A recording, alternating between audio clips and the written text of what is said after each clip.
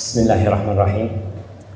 Yang saya hormati Ustaz Abdul Rahman, Ketua Majelis Ulama Indonesia Kabupaten Buleleng.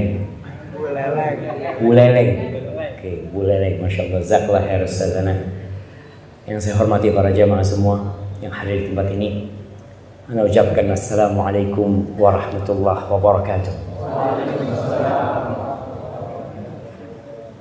Alhamdulillah alladzi bi ni'matihi tatimmus shalihat. Segala puji bagi Allah Jalla Jalaluhu yang karena nikmatnya kebaikan-kebaikan menjadi sempurna.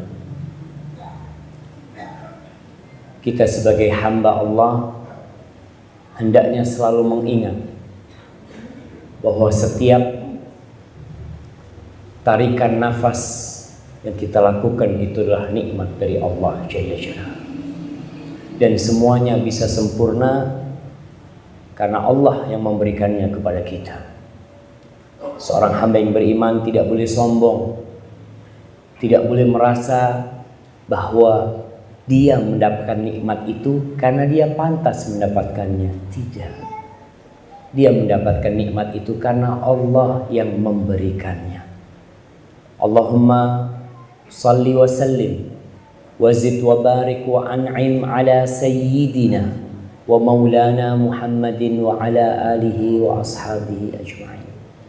Ya Allah, semoga salawatmu, salam, berkah dan nikmatmu senantiasa kau curahkan untuk hamba kekasihmu, untuk baginda Nabi kita Muhammad alaihi salatu wassalam yang diutus sebagai rahmatan lil alamin.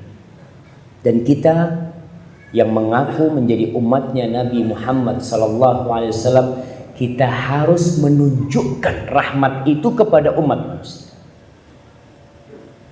Apalagi antum di Pulau Bali,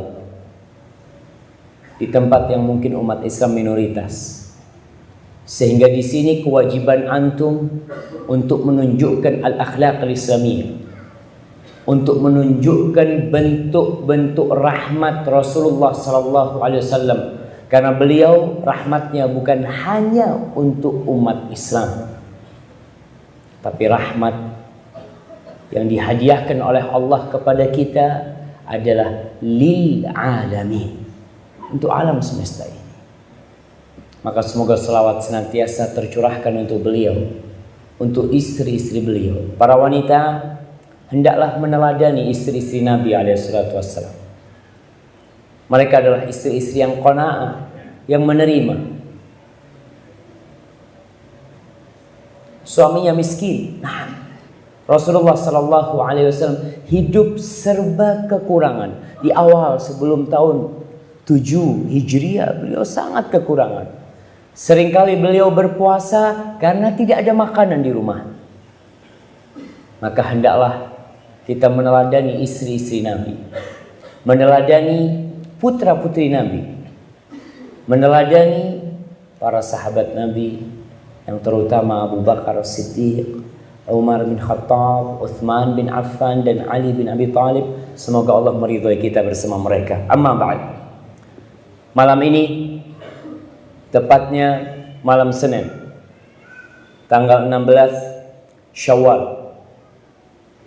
Betul jemaah? Tanggal berapa? Tanggal 16. Tanggal berapa?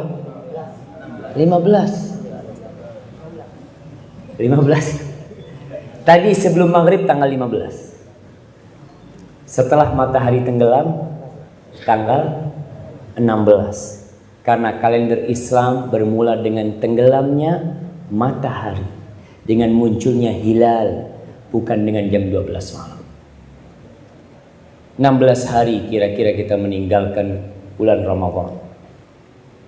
Apakah madrasatut taqwa selama sebulan penuh di bulan Ramadan kita sudah merasakan hasil?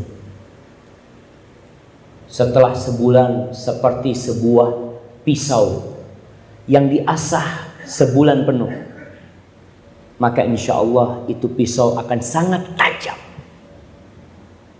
Begitu pula orang-orang yang beriman, yang berpuasa di bulan Ramadan, yang kata Allah la'allakum tattaqun. Rasulullah sallallahu alaihi wasallam pernah naik mimbarnya di Masjid Nabawi. Beliau mengatakan amin 3 kali. Amin, amin, amin. Para sahabat bingung. Mereka mendengar amin, tapi tidak mengetahui apa yang diaminkan. Maka para sahabat mengatakan, ya Rasulullah, lamma raqaita al-mimbar, kita dengar kau mengatakan amin, amin. Apa yang kau aminkan? Kata Nabi alaihi salatu wassalam, lamma raqaitu ad-darajal ula, ketika aku naik ke anak tangga pertama. Anak tangga mimbarnya Nabi ada berapa? Ada 3. Ja'ani Jibril. Jibril datang kepadaku. Faqala syaqiyun abdun adraka Ramadan thumma salakha minhu falam yughfar lahu. Celaka, melarat, sengsara hidup seorang hamba yang dia merasakan bulan Ramadan. Antum tahu pahala Ramadan jemaah? Allah. Antum ingat dengan kisahnya Talha bin Ubaidillah yang dia mendapati 2 orang yang masuk Islam bersamaan, yang satu lebih semangat beribadah, yang satu biasa-biasa aja, yang lebih semangat beribadah akhirnya berjihad di jalan Allah, meninggal dunia. Yang satu hidup setahun umurnya, tambah 1 tahun. Dia meninggal di atas ranjangnya, tidak meninggal di medan jihad. Talha bin Ubaidillah bermimpi dia di pintu surga bersama 2 orang itu. Tahu-tahu ada orang yang masuk, yang keluar dari surga, menyuruh masuk orang yang matinya terlambat 1 tahun, bukan yang mati syahid, suruh masuk. Talha heran. Lalu keluar lagi tuh dari dalam surga, memanggil orang yang mati syahid. Lalu masuk. Dan terakhir dia keluar lagi mengatakan, amma anta, kalau kau belum, waktunya belum, kau pulang dulu. Bangun Talha bin Ubaidillah. Ana ingin menekankan bagaimana fadilah menghadapi bulan Ramadan dan mendapatkan Ramadan. Akhirnya Talha cerita keheranan, kok bisa ya yang mati syahid masuk surganya terlambat. Akhirnya para sahabat pun pada keheranan, karena yang mereka ketahui pahala mati syahid, Allahu Akbar, wa dzirwatu sanamihi al-jihadu fi sabilillah.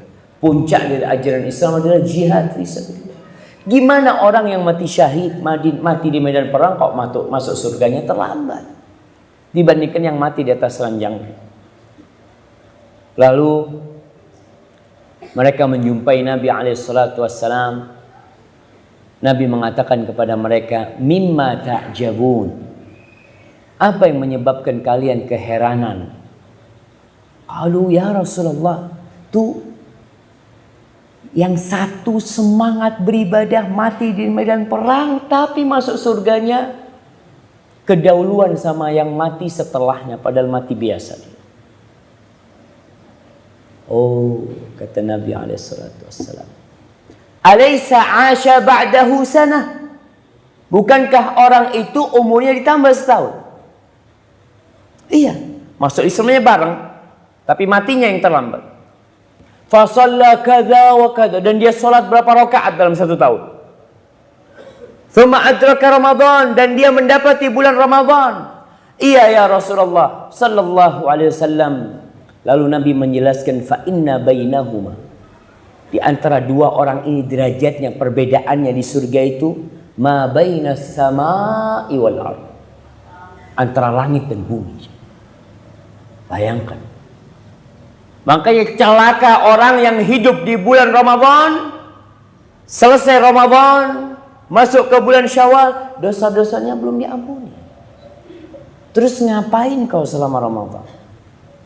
Padahal dari satu Ramadan ke Ramadan selanjutnya, pesan baginda Nabi Muhammad SAW, kafaratun lima bainahuma, sebagai penghapus dosa tuh. Tapi kenapa orang ini tidak diampuni dosanya? Nabi mengatakan, amin.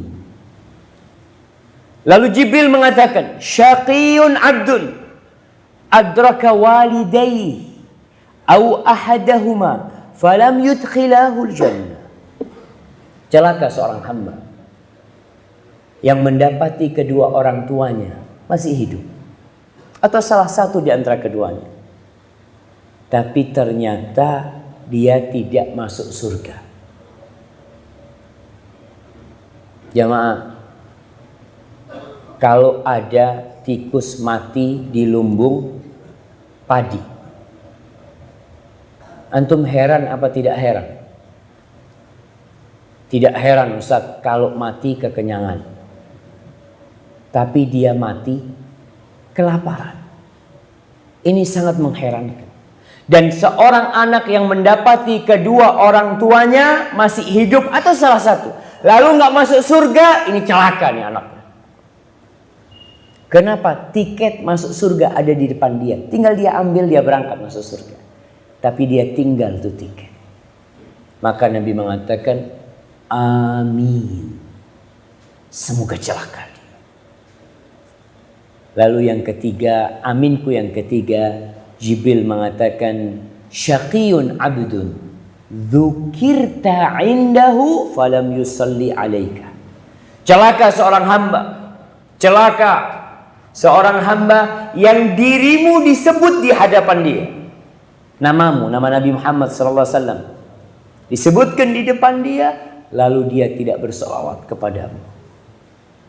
Antum jamaah semuanya celaka kalau tidak berselawat kepada Nabi SAW. Nabi kita Muhammad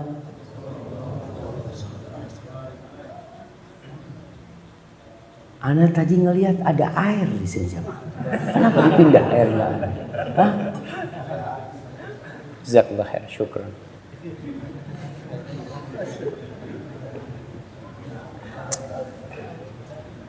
Alhamdulillah. Ingat tuh 3 kecelakaan kalau kita, termasuk salah satu di antara yang ketiga itu celaka. Bagaimana ada orang yang tergabung di dirinya 3 perkara itu. Tidak berbakti sama orang tuanya sehingga tidak bisa masuk surga. Tidak berselawat kepada Nabi SAW sehingga celaka. Dan dapat Ramadan tiap tahun. Berapa tahun Bapak merasakan bulan Ramadan? Saya umur sudah 65 tahun Ustaz.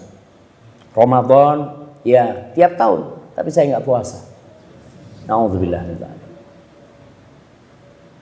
Jadi paling tidak jamaah, ada perubahan lah selesai Ramadan dan selesai kajian ini. Harapan ilmu itu merubah karakter kita. Kalau kita dapat ilmu, orang bodoh tidak berubah wajar. Karena dia nggak paham, nggak ngerti dia. Tapi orang pintar dapat ilmu tidak berubah, ini yang tidak wajar. Ya hidayah. Ibunda Sufyan Ats-Tsauri, anak yatim nih Sufyan, alim ulama yang terkenal. Ibunda Sufyan Ats-Tsauri memberikan duit kepada Sufyan sebanyak 10 dirham. Khudh hadhihi 10 dirham. Kau ambil nih 10 dirham dan kau belajar dengan 10 dirham 10 hadis. Tiap hadis 1 dirham. Dari dulu yang namanya nuntut ilmu itu butuh duit. Dari dulu. Bahkan Imam Syafi'i berpesan, lan tanalul ilma illa bisittatin. Kau tidak akan dapat ilmu kecuali dengan 6 perkara. Salah satunya bulghah. Ada biaya. Maka Ibunda Sufyan ngasih anaknya duit 10 dirham. Kau cari 10 hadis. Kau belajar banyak ulama hadis. Kau belajar. Setelah kau dapat 10 hadis, kau lihat ada perubahan sikap enggak di dirimu? Gaya ngomongmu, misyatik, jalanmu, dudukmu. Kau berubah enggak? Kalau ada perubahan, terus kena. teruskan kau belajar nak. Insya Allah barokah ilmu yang kau dapat. Tapi kalau tidak ada perubahan, berhenti. Aku takut ilmu itu yakunu wabalan alaih. Ilmu itu jadi petaka buat engkau nantinya. Bertahun-tahun belajar, dengarkan kajian, dapat ilmu, tapi tidak berubah menjadi lebih baik, jadi bala ilmu yang dimiliki. Maka harapannya dengan Ramadan kita berubah, dan dengan menuntut ilmu kita berubah jadi lebih baik. Berkaitan dengan berbakti kepada orang tua. Ya, kalau kita melihat fenomena dalam kehidupan kita, banyak anak-anak yang lupa dengan orang tuanya, khususnya yang sudah menikah. Kenapa anak katakan seperti ini? Karena yang sudah menikah ini kadang-kala udah dewasa, udah paham dia. Kalau yang anak-anak muda masih nggak paham. Tapi yang udah menikah dia paham, dia udah jadi bapak, istrinya jadi ibu. Dia sudah paham dengan derita orang tuanya. Tapi ternyata malah lupa sama orang tuanya. Sebagian ada yang menjadikan orang tuanya pembantu di rumah. Sebagian ada yang hanya mengirim uang buat orang tuanya tapi tidak pernah menengok orang tuanya. Entah di buleleng. Ini kebanyakan perantau apa memang penduduk asli? Campur aduk. Nah, kadang-kala orang yang merantau itu di Bali mungkin sudah setahun, udah lupa sama orang tuanya. Dia udah sibuk sama istri, sama bini, sama anaknya. Sudah menikmati kehidupan di sini, dia hanya bisa telepon. Umi, bekhair Mi? Baik Umi. Ya, alhamdulillah Mi, kita semua bekhair Mi ya. Mudah-mudahan Umi dijaga sama Allah. Assalamualaikum. Selesai sudah. Subhanallah. Di dalam Al-Quranul Karim berulang kali Allah Jalla Jalaluh mengingatkan agar anak berbakti kepada orang tua. Yang pertama di surat Al-Baqarah ayat 83. Jamaah, Anda lihat sebagian sudah mulai ngantuk. Jadi yang datang ke majelis ilmu itu ada 3 orang. Siapa yang nyebutkan, anak kasih hadiah. 3 jenis orang yang datang ke majelis ilmu. Tadi Ustaz Abdul Rahman jelaskan tuh, ada orang yang berlindung kepada Allah, Allah melindungi dia. Ada orang yang malu, akhirnya Allah juga malu sama dia. Ada orang yang berpaling dan Allah pun berpaling sama dia. Bukan itu tuh. Jemaah, yang datang ke majelis ilmu itu yang pertama ada orang yang alim, orang berilmu, untuk menambah ilmunya, merefresh ilmunya, seperti para ustadz yang hadir, para alim ulama yang hadir di majelis ilmu. Mungkin dia mengatakan yang disampaikan ustadz anak udah tahu semuanya, tapi anak ingin merefresh ingatan anak. Nah, yang kedua muta'allim, ada orang yang datang untuk belajar. Untuk belajar. Yang ketiga mustami', orang yang datang untuk mendengarkan. Apa bedanya muta'alim sama mustami'? Anak kasih hadiah. Jangan fakta. Kalau orang yang belajar akan mendapatkan ilmu sesuai dengan niatnya. Kalau orang yang mau dengarkan, nggak dapat apa-apa dia. Itu ya nggak apa-apa lah, kasih hadiah. Tapi bukan itu tapi. Nah, siapa yang mau jawab? Fadhal. Yang pertama, menang niatnya untuk belajar. Yang kedua, kebetulan datang. Bukan, dia datang memang. Mau dengarkan, dia memang datang. Nah, fadhal. Kalau muta'alim mencatat, kalau mustami' bawa kuping. Itu bedanya aja, Pak. Kalau muta'alim ini memang dia bawa peralatan. Anak ini mau catat nih. Soalnya kalau enggak, anak datang nanti masuk kiri, keluar kanan. Maka bedanya muta'alim sama mustami', kalau muta'alim bawa pulpen sama kertas, kalau mustami' bawa kuping. Alhamdulillah. Ya. Alhamdulillah, semuanya dapat rahmat dari Allah SWT.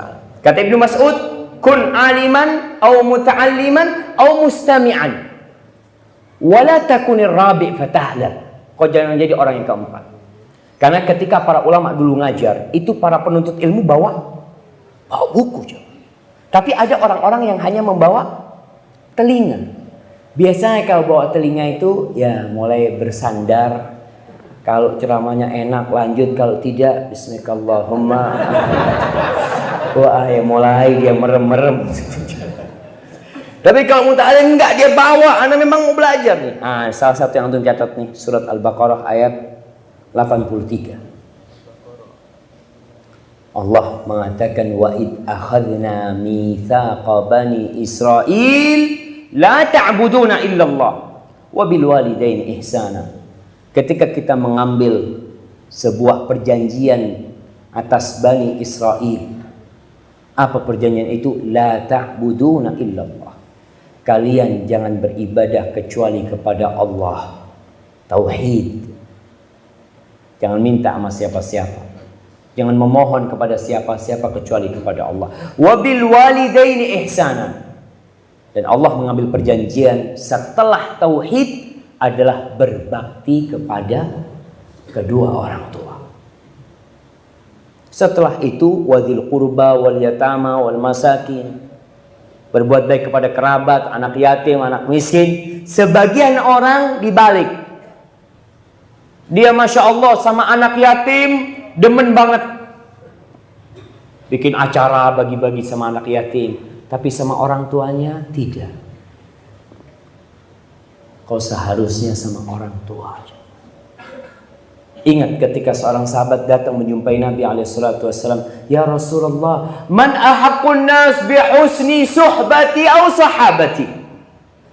Wahai Rasulullah sallallahu alaihi wasallam, siapakah manusia yang paling berhak mendapatkan kebaktianku? Yang paling berhak mendapatkan pertemananku? Yang paling berhak mendapatkan kebaikan aku? Kalau aku punya satu senyum, siapa yang paling berhak mendapatkan senyumku itu? Kalau aku hanya memiliki satu hadiah, siapakah orang yang paling berhak mendapatkan hadiahku? Kalau aku hanya memiliki satu waktu dalam sepekan untuk duduk bersama dia, siapakah orang yang berhak mendapatkan waktuku itu? Siapa ya Rasulullah? Apa kata Nabi SAW? Ummah, ibu. Qultu thumma man? Lalu siapa ya Rasulullah? Ummah. Lalu ibumu. Qultu thumma man? Qal ummat. Ibumu, kata Nabi SAW. Qultu thumma man? Thumma abu. Setelah itu baru bapak. Thumma al-adna fal-adna. Lalu yang dekat, yang lain. Orang kan dalam kehidupan ini memiliki banyak hubungan. Dia punya sohib, dia punya paman, dia punya kerabat, dia punya adik, dia punya kakak, dia punya tetangga, dia punya guru, dia punya ustadz. Di antara semua manusia itu, orang yang paling berhak mendapatkan waktu kita, mendapatkan kebaikan kita itu orang tua kita, ibu kita. Terus terang, ada anak-anak ya Allah, ya, anak masih ingat di Jakarta. Ada seorang anak, dia hidup satu kampung sama ibunya. Satu kompleks. Anak nginep di rumah dia. Anak tanya sama dia, bang, abang, anak dibawa ke rumah ibunya. Abang ke rumahnya mama ini tiap hari bang. Enggak Ustaz, sibuk Ustaz, sepekan sekali. Subhanallah. Dia mungkin bisa duduk sama sohibnya. Ada orang yang Masya Allah senang duduk sama temennya, ngundang temennya. Tapi duduk sama orang tuanya sebentar udah bosan. Kau tidak tahu bagaimana orang tuamu tatkala engkau kecil, dia menemanimu dalam semua hal. Ketika nangis kau minta dibelikan ini, dibelikan sama orang tua. Ketika bermain duduk di sampingnya orang tua. Kau digendong kemana-mana. Dan ana setelah menjadi orang tua, ana lihat ya peran seorang ibu ya. Allahu Akbar. Ketika si kecil nangis di malam hari, tuh ibu bangun digendong sama dia. Dalam kondisi dia ngantuk. Keliling dia ke belakang, kemana. Ya kalau anaknya panas ya, dia lakukan segala hal. Bahkan seorang ibu khususnya, dia siap mempertaruhkan nyawanya demi anaknya. Ini perintah Allah. Kita ini Seharusnya faham jamaah. Bahwasanya Islam datang rahmatan lil alamin. Dan orang yang paling berhak mendapatkan rahmat antum adalah kedua orang tadi. Kemudian di surah An-Nisa ayat 36. Allah mengatakan wa'budullah wa la tusyriku bihi syai'a. Kalian beribadahlah kepada Allah, jangan berbuat syirik sedikit pun kepada Allah. Tauhid. Tujuan diciptakannya langit dan bumi ini, tujuan diciptakannya umat manusia ini agar mereka mentauhidkan Allah. Maka itu perintah pertama dan itu kunci masuk surga. La ilaha illallah. Ada orang berbakti sama orang tuanya. Ada orang yang sangat baik bahkan dikenal oleh seluruh penduduk. Ini orang paling berbakti sama orang tuanya. Tapi kalau dia tidak bertauhid, wa qadimna ila ma amilu min amalin faja'alnahu haba'an manthura. Amal kebajikan dia akan jadi debu yang berterbangan. Syaratnya tauhid. Maka itu perintah Allah. Wa bil walidaini ihsana. Lagi Allah katakan, dan berbuat baiklah kepada orang tua. Setelah orang tua, wa bidzil qurba wal yatama wal masakin. Kau berbuat baik kepada kerabatmu, kepada anak-anak yatim, kepada orang-orang miskin, wal jari dzil qurba, tetangga yang jadi kerabat dengan engkau, wal jaril junub, tetangga yang jauh, wasahibi bil jam, teman dalam perdagangan, teman dalam perjalanan, wabnis sabil, orang yang putus perjalanan tidak bisa melanjutkan perjalanannya, wa ma malakat aymanukum, kepada budak-budak kalian. Innallaha la yuhibbu man kana mukhtalan fakhura. Allah nggak suka sama orang yang sombong membanggakan dirinya. Maka ingat, Allah ingatkan orang tua. Kemudian di surat Al-Isra ayat 23. Syuf, antum sudah dapat berapa ayat tuh? 3 ayat, Masya Allah.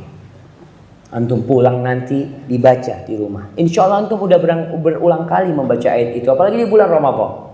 Syahrul Quran. Syahrul Ramadan alladzi unzila fihi al-Quran. Dibaca tuh. Tapi mungkin antum tidak melihat artinya. Supaya tatkala kita melaksanakan perintah ini Allah yang nyuruh anak. Di surat Luqman, wassailna al-insana biwalidayhi ihsana. Ada kadang-kala seorang anak yang mengatakan, ya Ustaz, abah anak ini Ustaz tidak pernah berbuat baik sama anak. Anak ketika kecil ditinggal sama orang tua.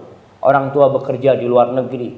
Atau orang tua meninggalkan ibu anak. Ibu anak bekerja sendiri sampai anak besar. Ketika anak sukses, baru bapak anak datang.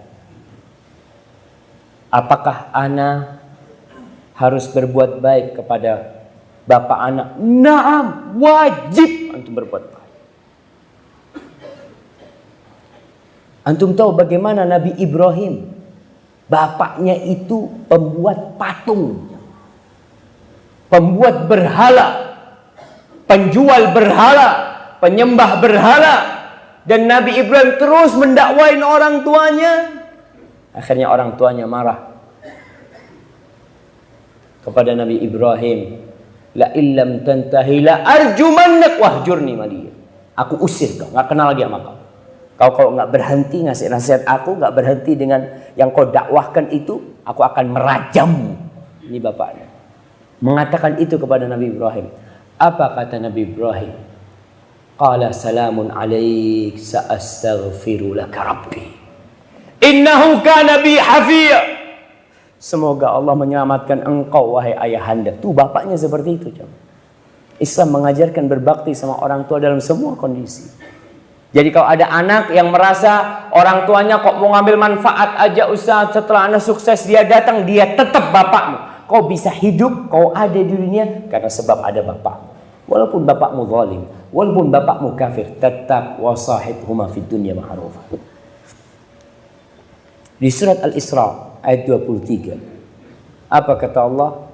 Wa qadha rabbuka alla ta'budu illa iyyahu wa bil walidaini ihsana imma yablughanna indaka al-kibara ahaduhuma aw kilahuma Fala taqul lahuma uffin wa la tanharhuma wa qul lahuma qawlan karima wakhfid lahuma janahadh dhulli minar rahmah wa qur rabbirhamhuma kama rabbayani shaghira.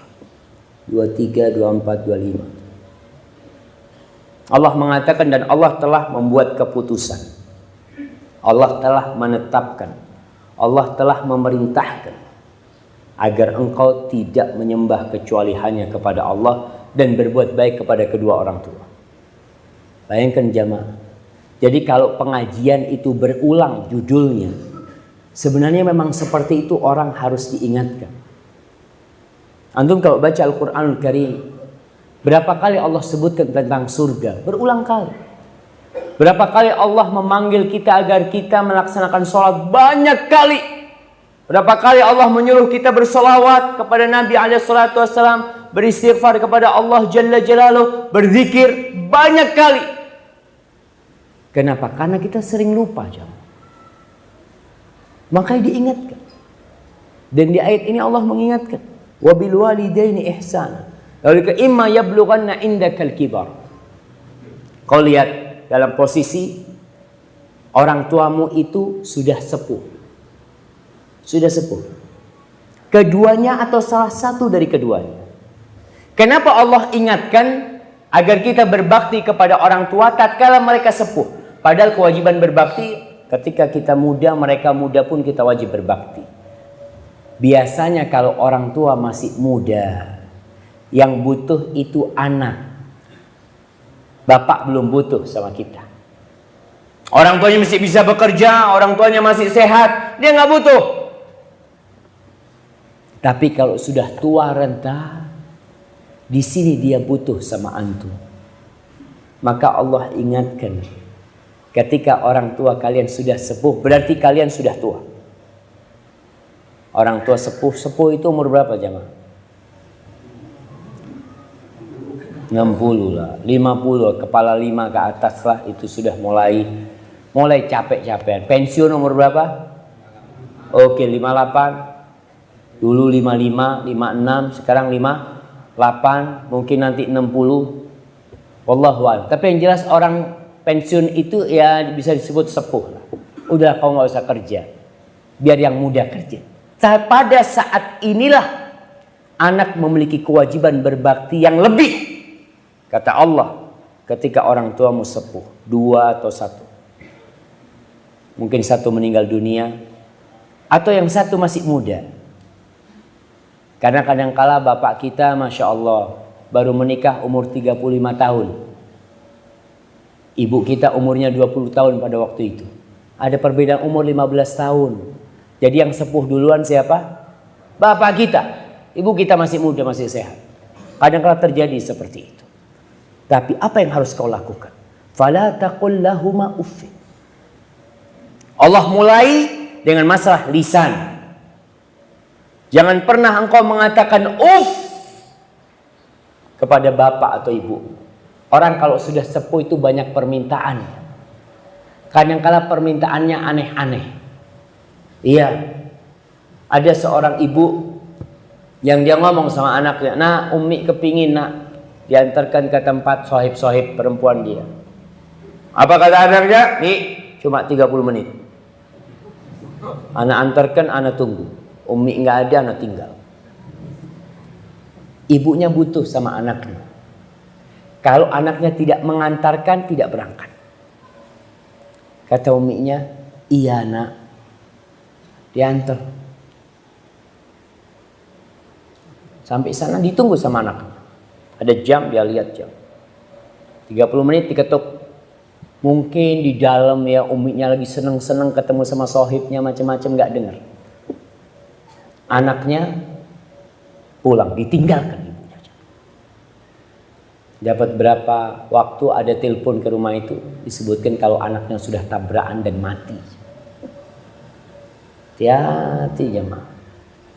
Fala taqul lahuma uff. Kalau ada ucapan yang lebih rendah dari uff, akan Allah sebutkan. Kalau mengatakan itu ucapan yang paling rendah, yang menyakitin hati orang tua. Kadang-kala anak dipanggil, "Nak, ibu kepingin ini nak. Ya. Iya dengan intonasi yang tidak mengenakkan. Wala tanharhuma. Jangan menghardik keduanya. Kalau yang pertama ucapan, yang kedua ini kadangkala tindakan. Tangan. Aduh, enggak. Kadangkala tangannya seperti ini kepada orang tuanya. Na'udzubillahi min dzalik. Itu adalah kedurhakaan, jemaah. Durhaka. Wa qul lahuma qaulan karima. Ucapkan untuk keduanya ucapan yang mulia. Kau kalau mau ngomong sama orang tua, pilih kata-katamu. Kau mau ngomong apa sama orang tua? Aku takut nyakitin hati ibuku. Ada seorang anak Abu Hurairah atau siapa yang tidak pernah, atau salah satu dari ulama salaf yang tidak pernah makan sama ibunya. Dia makan satu meja sama ibunya nggak pernah. Dia biarkan ibunya makan dulu baru dia makan. Ditanya, kenapa kau tidak melakukan itu? Iya, aku takut aku makan, ibuku kepingin sesuatu, aku ambil sesuatu itu. Nggak mungkin ibu itu ngomong, jemaah. Kalau hatinya yang diminta sama anaknya dikasihkan sama ibunya. Si anak ingin berbakti sama ibunya. Umi makan sudah.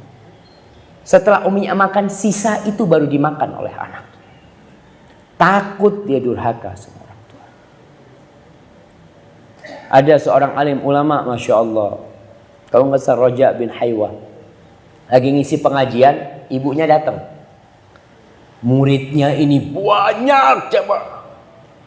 Ibunya datang mengatakan, "Qum ya Haywa, fa'at imid dajjaj." Haywa, bangun, ayamnya belum kau kasih makan. Bayangkan. Kira-kira kalau ada seorang ustadz duduk di sini kemudian dipanggil ibunya, Syafiq, itu ayamnya belum kau kasih makan. Iya, Mi, nanti insya Allah habis kajian. Ini Haywa langsung bangun, berangkat. Dia laksanakan perintah ibunya.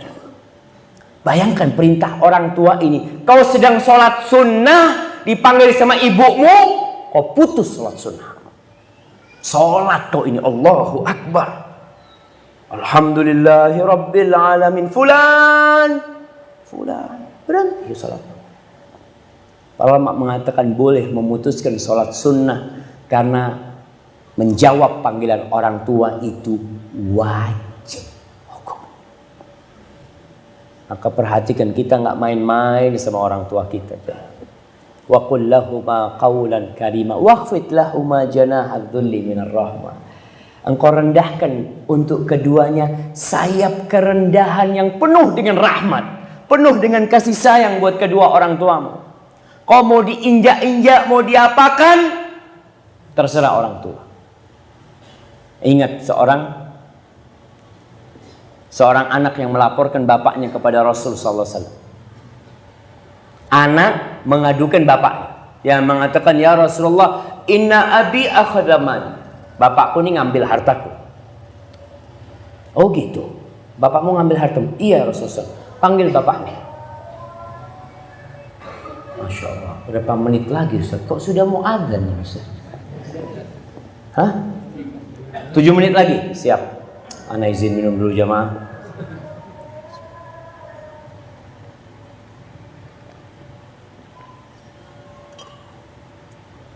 Alhamdulillah. Panggil bapakmu ke sini. Dipanggil bapaknya. Tanya sama Rasul sallallahu alaihi wasallam, "Apa benar kau mengambil harta anakmu?" Kata orang tuanya, "Iya ya Rasul. Aku ngambil harta dia." "Apa nggak boleh aku ngambil harta dia? Aku yang membesarkan dia ya Rasulullah. Aku yang hidup susah untuk dia. Aku yang begadang malam agar dia tidur nyenyak. Ketika dia sakit, aku yang capek untuk dia. Apakah ketika dia besar, aku nggak boleh ngambil harta dia ya Rasulullah?" Pemuda itu dipanggil sama Rasul sallallahu alaihi wasallam. Nabi mengatakan, "Anta wa maluka li abi." Kau tubuhmu semua bersama semua hartamu itu milik bapak.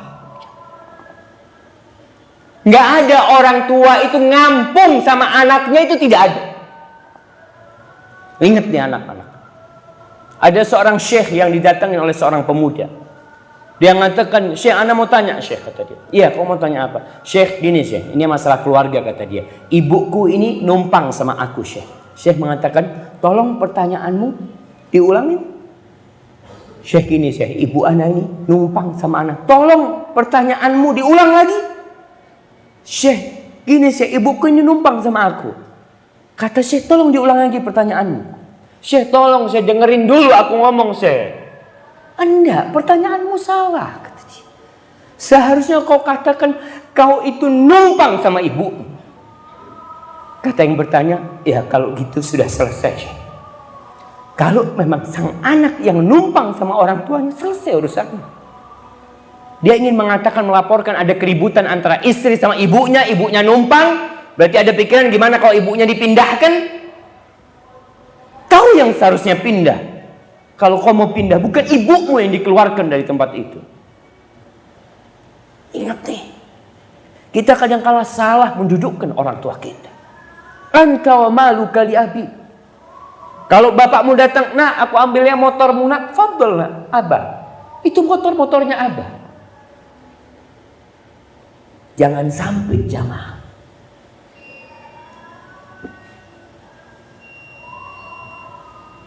Adzan Ustaz. Baik, kalau sudah waktu adzan kita sholat, nanti kita lanjutkan sedikit lalu masuk tanya jawab insyaallah. Sallallahu ala nabiyina Muhammadin wa ala alihi wasallam. Assalamualaikum warahmatullahi wabarakatuh. Alhamdulillah, segala puji bagi Allah. Wassalatu wassalamu ala Rasulillah, dan salat serta salam semoga tercurahkan untuk Rasulullah sallallahu alaihi wasallam. Amma ba'd, haibati fillah. Melanjutkan kajian kita tentang berbakti kepada orang tua selama keduanya masih hidup, mumpung masih ada keduanya. Dan ketahuilah bahwa berbakti kepada orang tua, sebagaimana ayat-ayat yang kita bacakan tadi, memiliki kedudukan yang sangat tinggi di sisi Allah Jalla Jalaluhu.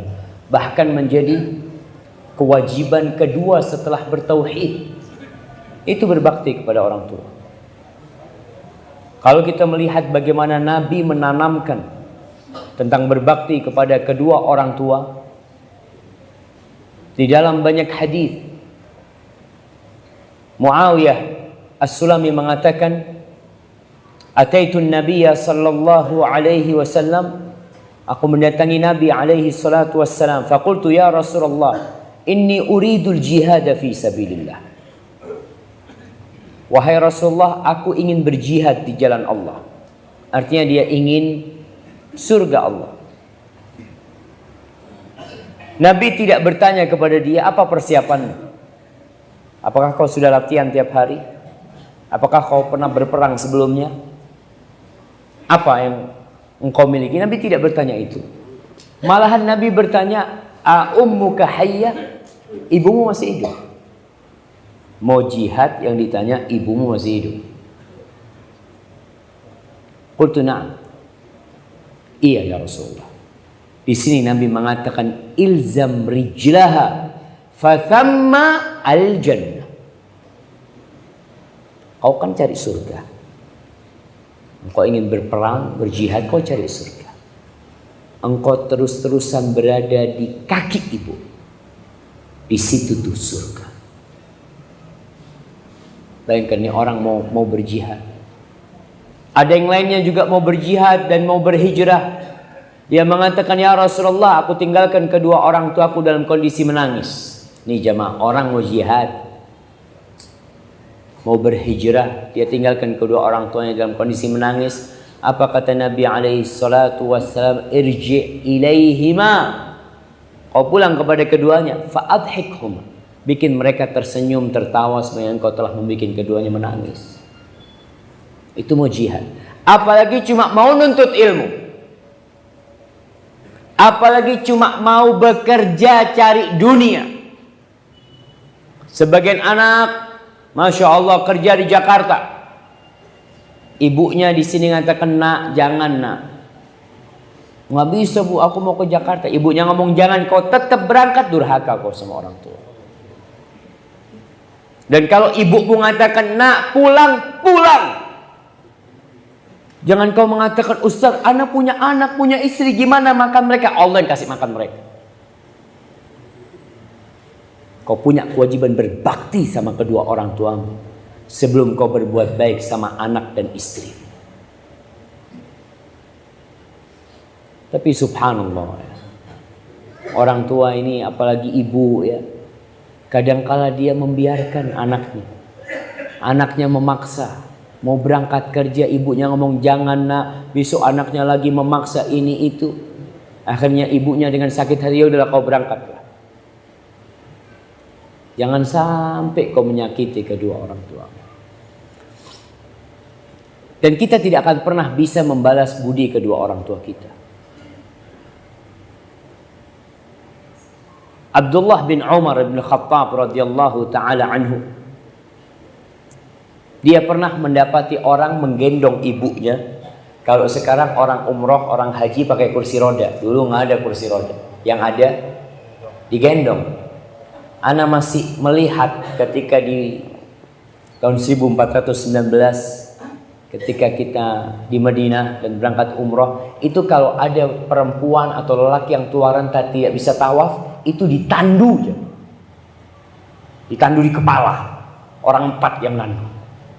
Untuk tawaf, untuk sa'i. Belum kursi roda, belum waktu itu. Sekarang udah pakai kursi roda. Ini orang dikatakan dari Yaman gendong ibunya untuk berangkat haji. Dia tawaf, dia ketemu sama Abdullah bin Umar bin Khattab. Dia melantunkan bait-bait syair mengatakan, inni ana ba'iruhal mudhallal in udhirat rikabuha lam udhar. Lalu dia mengatakan kepada Abdullah bin Umar bin Khattab, aturani jazaituha, apakah menurutmu aku sudah membalas budi ibuku? Aku bawa dari Yaman, aku gendong, dan aku adalah kendaraan dia. Kalau onta-onta itu dikagetin pada kaget, aku tidak pernah kaget untuk menyenangkan ibuku. Kira-kira aku sudah membalas budi ibuku belum? Apa kata Abdullah bin Umar? La wala zafratun min zafaratiha. Tarikan nafas ketika dia mengeluarkan engkau dari perutnya, itu satu belum kau balas. Satu belum kau balas. Apalagi yang lainnya. Ada lagi seorang yang datang kepada Umar bin Khattab radhiyallahu taala anhu mengatakan bahwasanya dia ini ngurusin ibunya. Ibunya sudah di atas ranjang, tidak bisa berbuat apa-apa. Aku yang membersihkan dia. Wa asrifu wajhi anha. Dia bersihkan ibunya kalau buang kotoran apa, dan dia palingkan wajahnya. Karena nggak ada orang lain yang merawat ibunya, dia yang merawat ibunya. Dia tanya sama Umar bin Khattab, kira-kira aku udah balas budi baik ibuku belum? Belum, kata Umar bin Khattab. Kan sama, kata anak ini. Aku merawat ibuku sebagaimana ibuku merawat aku ketika kecil. Nggak sama, kata Umar. Dulu ibumu ketika merawat engkau kecil, ibumu berharap kau panjang umur. Tapi kau sekarang merawat ibumu dalam kondisi tua, kau berharap ibumu cepat mati. Karena anak udah capek ngerawat ibu. Ibu juga tersiksa, kesian ibu macam-macam, padahal kau yang capek. Kata Umar, nggak sama. Anak pernah membaca, dan sampai hari anak lupa di mana anak baca. Ada buku Birrul Walidain kalau nggak salah. Cerita tentang 4 bersaudara. 4 bersaudara ini, bapaknya sudah meninggal, ibunya sudah tua, nggak bisa pindah-pindah rumah. Kan ada ibu yang pindah rumah anaknya pertama, anak kedua, anak ketiga, capek ibunya. Akhirnya 4 orang ini musyawarah, ibu ini harus ikut 1 orang. Nggak bisa pindah-pindah kayak gitu, kasihan ibu. Kata kakaknya paling besar gini, yang merawat ibu nggak dapat warisan. Yang ngerawat ibu udah nggak dapat warisan. Adik-adiknya ngomong, masa kita udah capek ngerawat nggak dapat warisan lagi. Ini mau bikin kesepakatan mereka. Nggak ada yang mau adik-adik. Akhirnya kakaknya yang merawat. Kenapa kakaknya mengatakan itu? Karena kakak ingin merawat ibunya. Apa Apa pantas seorang yang membawa kunci surga di rumahnya masih minta uang? Pantas dia masih minta dunia. Kunci surga dia bawa ke rumah. Pintu surga dia bawa ke rumah. Maka kita harus bangga, harus berbahagia tatkala bisa merawat orang tua kita. Kita bawa orang tua kita. Apa saja yang diminta kau berikan sama kau mampu. Dan berbakti kepada orang tua di dalam Islam tidak hanya ketika orang tua hidup. Bahkan ketika orang tua meninggal dunia kita wajib berbakti. Dengan senantiasa mendoakan kedua orang tua kita. Dengan senantiasa berbuat baik kepada kerabat-kerabat orang tua kita. Karena biasanya kalau orang tua meninggal, banyak hubungan silaturahim yang terputuskan. Bapak meninggal, kita tidak lagi berkunjung ke rumah paman. Kita tidak lagi berkunjung ke rumah sepupu kita. Ya udah sibuk masing-masing. Padahal salah satu bentuk kebaktian anak yang paling mulia kepada orang tuanya adalah tatkala dia berbuat baik kepada orang-orang yang dicintai oleh orang tuanya. Kau cari teman-teman bapak, apalagi kerabat, apalagi bibi, paman yang disukai sama bapak kita seharusnya terus berbuat baik sama mereka. Abdullah bin Umar bin Khattab dalam satu perjalanan ke Mekah atau pulang dari Mekah, dia ketemu sama orang Badui. Akhirnya sama Abdullah bin Umar dibuka imamahnya, surbannya dibuka, diberikan kepada orang Badui itu. Dan keledai yang biasa untuk ganti naik onta, kalau capek naik onta naik keledai, itu dihadiahkan kepada orang Badui itu. Akhirnya sahabat-sahabat yang mengatakan, Abah Abdurrahman, ini orang kau kasih 2 dirham udah seneng banget. Kok bisa kasih uang begitu banyaknya, harta begitu mahalnya buat dia? Apa kata Abdullah bin Umar? Inna hadha, ini orang ini, kana abuhu sadiqan li abi. Bapaknya orang ini dulu temannya bapakku. Bapaknya aja, bukan orang itu temannya Umar bin Khattab, tapi bapak yang temannya Umar bin Khattab. Tapi Abdullah bin Umar melakukan itu karena dia mendengarkan Rasulullah sallallahu alaihi wasallam bersabda, "Inna min abarril birri silatur rajuli ahla wuddi abi." Termasuk puncak kebaktian seorang anak, dia terus berbuat baik kepada orang-orang yang dicintai oleh orang tua, oleh bapaknya. Hadza wallahu a'lam bishawab. Itu yang bisa kita kaji pada kesempatan kali ini. Semoga bermanfaat, membuat kita bisa berbakti sama orang tua. Ini pertanyaan udah banyak yang masuk. Panitia udah dibaca nih. Panitia dibaca yang berkesesuaian dengan. Coba ini juga.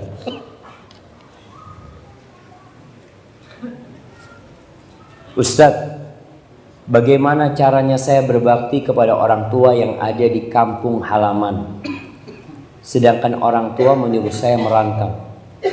Nah, ketika orang tua yang menyuruh, maka bentuk kebaktianmu kepada orang tua, kau merantau dan tidak berkhianat kepada orang tuamu. Apa tujuan orang tua menyuruhmu merantau? Agar paling tidak kau mendapatkan manfaat dari perantauanmu, baik berupa harta, berupa ilmu yang bermanfaat, amal soleh. Maka jangan sampai anak merantau dan berkhianat sama orang tuanya. Di sini dia tidur-tiduran, di sini dia tidak bekerja dengan baik, maka bekerjalah dengan baik. Ambillah manfaat dalam perantauanmu. Terus doakan kepada orang tuamu, kapan kau memiliki rezeki balik hanya untuk berjumpa dengan orang tuamu. Barakallahu fikum. Ustaz, apakah membantu orang tua dalam bentuk amal kepada orang tua disebut sebagai sedekah? Nah, di surat Al-Baqarah orang-orang bertanya, yas'alunaka madza yunfiqun. Mereka bertanya kepadamu tentang apa yang mereka infakkan dan kepada siapa mereka menginfakkan harta mereka. Apa kata Allah? Qul ma anfaqtum min khairin falil walidaini wal aqrabin. Katakan kepada mereka bahwa apa yang kalian infakkan dari harta kalian itu, maka yang paling berhak mendapatkannya siapa? Orang tua. Kedua orang tua, kerabat-kerabat kalian. Kau akan dapat 2 pahala. Pahala sedekah itu sendiri, yang kedua pahala silaturahim.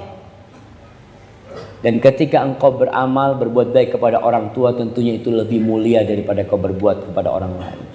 Makanya jangan merasa kalau ngasih orang tua nggak dapat pahala. Pahalanya lebih besar daripada kau ngasih orang lain. Hadza wallahu a'lam bissawab. Ustaz, mana yang didahulukan? Apakah berbakti kepada orang tua atau menikah? Karena setahu ana berbakti kepada orang tua itu wajib hukumnya. Sedangkan menikah adalah sunnah. Mohon koreksi bila ana salah. Karena saat ini kebutuhan mendesak ana saat ini adalah berbakti kepada orang tua, namun anak ingin menikah. Pertama, tidak bertentangan pernikahan dengan berbakti sama orang tua. Maka ya antum harus belajar ketika menikah apa saja yang seharusnya antum lakukan menjadi seorang suami dan apa yang harus antum lakukan sebagai seorang anak. Cuma kalau antum mau menikah, ngomong sama orang tuanya. Ustaz udah ngomong sama orang tua, tapi nggak dikasih sama orang tua. Yang kau terus memohon, mendoakan orang tua, mengatakan ayah, ibu, anak kayaknya kalau nggak menikah takut berzina anak ibu. Mungkin orang tuanya mengatakan ya udah kau malam ini nikah sudah, bismillah. Ya karena anaknya udah takut berzina orang tua. Maka dengan cara yang baik. Ingat, iya kalau dikatakan berbakti sama orang tua wajib, menikah sunnah, nah. Tapi kadang-kala menikah itu jatuh wajib. Ketika engkau tidak menikah, kau melakukan dosa. Maka perlu perhatian di sini agar kita tidak menganggap kedua perbuatan itu bertentangan. Tidak, dua-duanya amal kebajikan. An-nikahu sunnati, kata Nabi alaihi salatu wassalam. Kau menikahkan, kau terus berbuat baik kepada orang tua. Makanya kalau menikah, cari istri yang solehah, yang bisa membantumu berbakti sama orang tua. Kayak Rasulullah SAW mengatakan tentang 4 harta. Ya, 3. Ada 3 harta yang seharusnya kita buru dalam kehidupan ini. Harta yang paling mulia, anak kasih hadiah. Antum udah jawab tadi? Yang belum jawab? Nah, fadhal. 3 harta yang paling mulia. Ini untuk akhwat. Enggak apa-apa, masih ada hadiah. Yang pertama?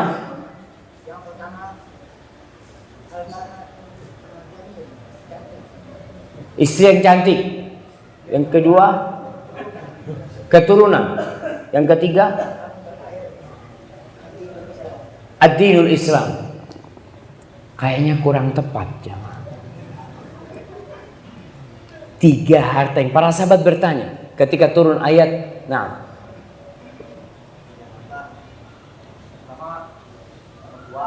pertama orang tua, mertua, wanita soleha. Yang ketiga, nggak tahu.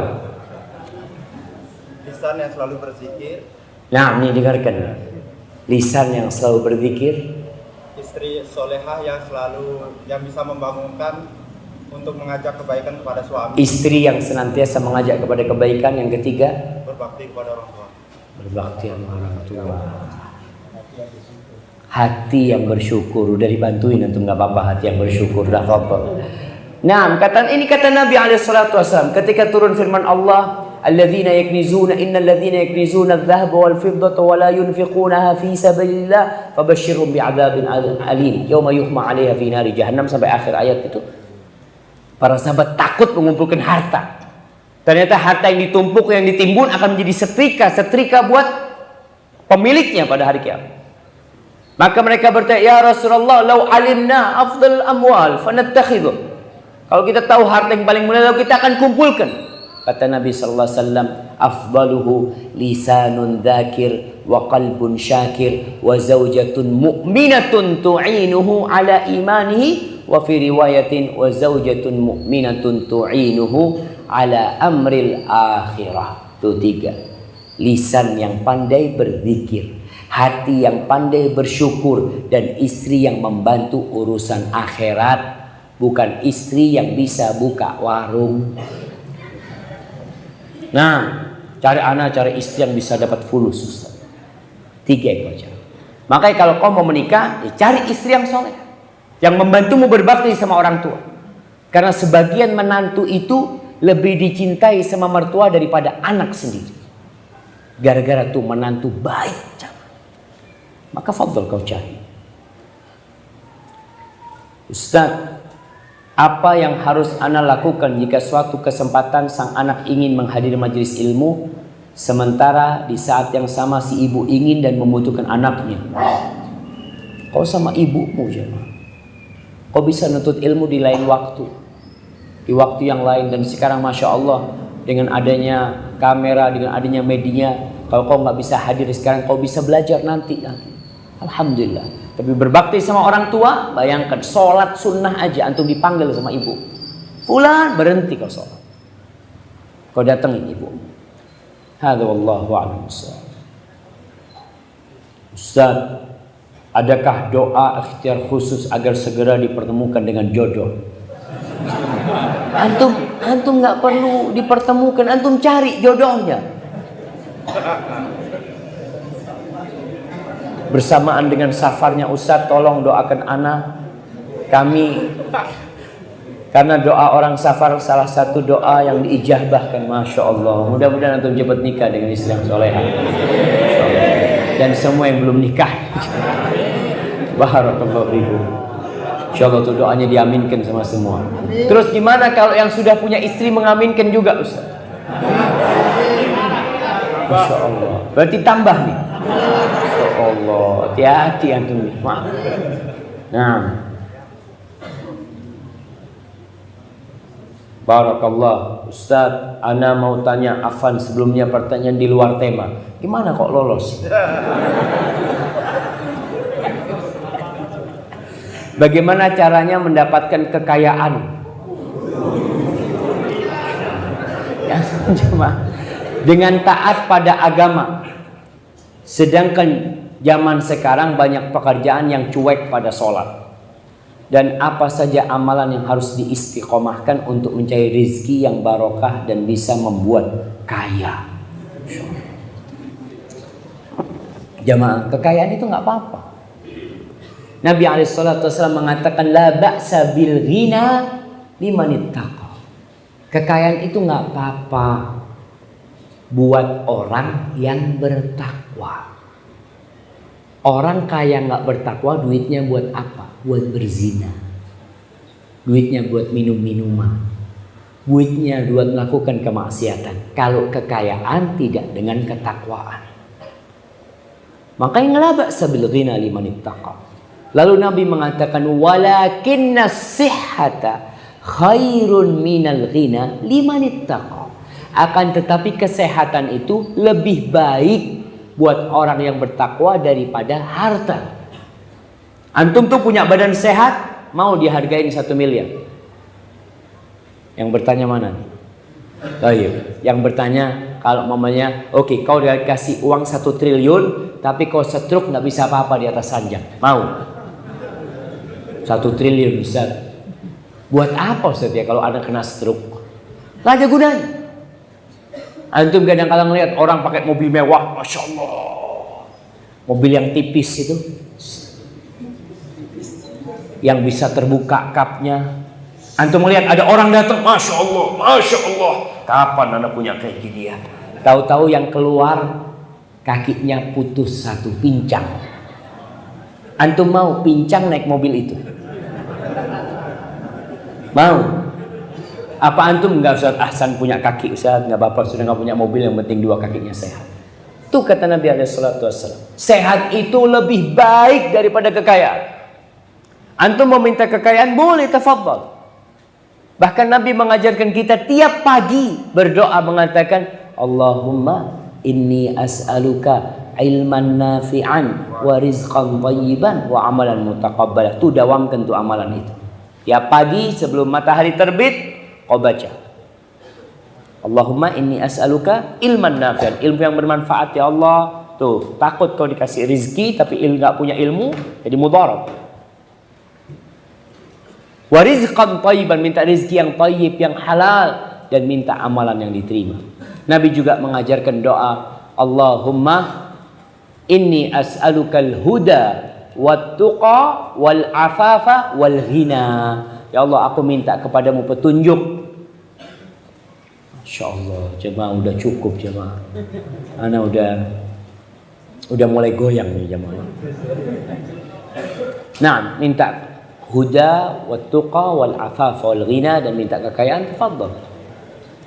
Kemudian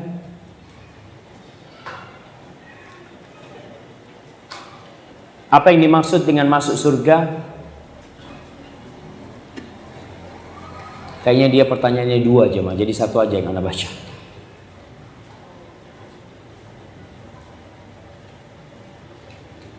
Ustaz, saya kan mau menikah, tapi saya bingung dalam hal musik. Mau saya tidak memakai musik, tapi dari pihak keluarga ingin memakai musik. Mohon solusinya Ustaz. Tapi berkaitan dengan pernikahan jemaah, Rasulullah SAW mengatakan a'linun nikah biduf. Umumkan pernikahan kalian dengan rebana. Atau kama qala Nabi SAW. Jadi duf rebana itu disunnahkan. Ingat, disunnahkan agar ada ketika pernikahan dan hari raya. Jadi ketika pernikahan ada nasyid-nasyid yang pakai duf. Jadi pakai rebana. Itu dipakai anak-anak kalau mereka bisa nyanyi, bisa apa, pakai rebana boleh. Bahkan itu dianjurkan sama Nabi SAW. Jangan antum pernikahan yang disetel Al-Quranul Karim. Tidak tepat. Karena ini lagi senang-senang. Maka disuruh pakai duf. Atau tadi dikatakan dangdutan. Na'udzubillah jamaah. Sebagian orang, di Jember ini ada iklannya besar. Pernikahannya fulan-fulan, ngundang penyanyi ini, ngundang penari ular, ngundang ini macam-macam. Na'udzubillah min dzalik. Itu dengan pakaian yang mininya, biduan-biduan wanita ya. Itu anak kecil pada nontonin. Siapa yang tanggung jawab itu jemaah? Tolong, pernikahan itu kan mencari ridha Allah. Biasanya ditulis mohon doa restu. Kau minta doa, tapi kau melakukan sesuatu yang Allah murkahi. Gimana itu terjadi? Kau lihat bagaimana Nabi menikah. Bagaimana putri-putrinya dinikahkan sama Nabi SAW. Bagaimana Aisyah ketika mendatangin pernikahan. Itu ada semua syariatnya. Tinggal kita pelajarin. Kita kan nggak mau belajar. Banyak di antara kita emang, ya udah Ustaz, biasanya kayak gini. Belajar jamaah. Kenapa? Karena satu-satunya hal yang diminta tambahan oleh Nabi SAW cuma ilmu. Wa qul rabbi zidni ilmu. Minta tambahan ilmu agar kita faham. Dengan ilmu kau faham mana yang halal, mana yang haram, mana yang boleh dan mana yang tidak boleh. Hadza wallahu a'lam bishawab. Ana mohon maaf jemaah. Ana juga kuatnya cuma sampai sini. Apabila yang ana sampaikan benar itu dari Allah Jalla Jalaluh, kalau ada yang salah dan kurang berkenan itu dari diri ana pribadi, Allah dan Rasulnya terbebaskan dari kesalahan itu. Ana terima kasih banyak kepada semua yang berperan atas terlaksananya kajian kita pada malam ini, khususnya mungkin MUI Kabupaten Buleleng dan Takmir Masjid Jami dan teman-teman dari Bali mengaji. Semoga apa yang telah antum lakukan diterima oleh Allah Subhanahu wa taala. Subhanakallahumma wa bihamdika asyhadu an la ilaha illa anta astaghfiruka wa atubu ilaik. Wassalamualaikum warahmatullahi wabarakatuh.